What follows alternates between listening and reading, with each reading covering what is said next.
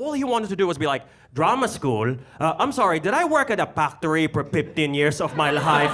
Now I have RSI in my left hand just for you to learn how to do a fucking monologue? To be or not to be or not to be homeless. Fuck you, go!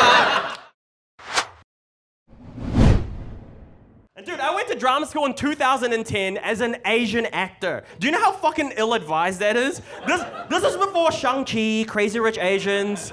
This is before I could point to an Asian guy and be like, look, see, it's a career. I had no one to point to. You know, like there were only 3 roles I could audition for after I graduated from drama school. 3 roles, here they are. There were extra on Grey's Anatomy, nerd in a commercial, and barista in real life. Like, those are the only roles. I remember when I told my parents that I was gonna go to drama school. I was so nervous, you know, I wasn't sure how they were gonna react. So I went up to my mom, I was like, Mom, I auditioned for drama school and I got in. And she was like, oh, okay, well, if that's what you want to do, I'll support you, okay.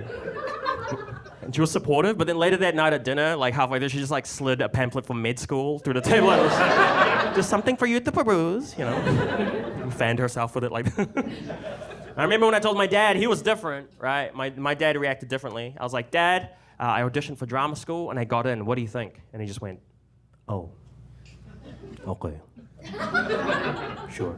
And he just went really quiet and like closed up. But I was watching him like a hawk, and I could tell, looking in his eyes, all he wanted to do was be like, drama school? I'm sorry, did I work at a factory for 15 years of my life?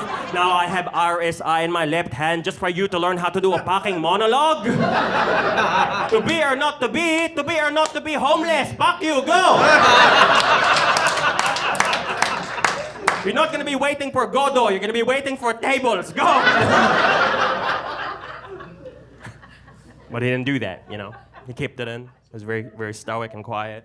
And I went to drama school. And when I went there, I started doing plays and theater and shit. And as I did that, I also, on the side, did stand-up as well. And I did both at the same time. And what happened was they started coming to my shows and watching me. And they realized that I was happy doing what I was doing. And we both realized that, holy shit, we just want the same thing. You know, we just want for me to be happy. But the conflict was coming from the fact that we had different definitions of what happiness was.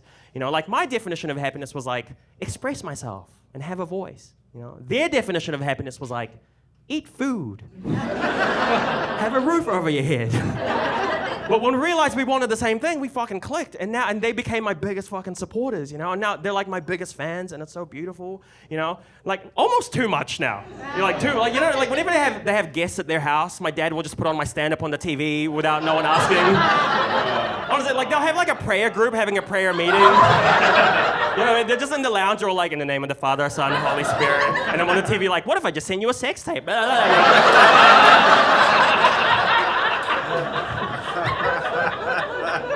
turn it off. But it's wild because as soon as that happened and we got on the same page, right, my fear morphed. It changed, okay? Because my fear went from my parents accepting my choices in my life and going to drama school, right, to them having to tell other immigrant parents that I was at drama school because I was scared the other parents would judge my parents and think they were failures. Because, I mean, you guys know this, like, immigrant parents love to do that thing where they show off each other's kids to one another like they're Pokémon. You know, like this. You know what I mean? They're like, look, I got the level 100 Jacob. The other mom's like, yeah, well, Edgar, I choose you.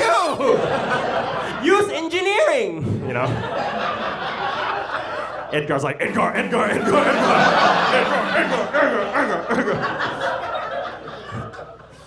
Not very effective. Edgar fainted.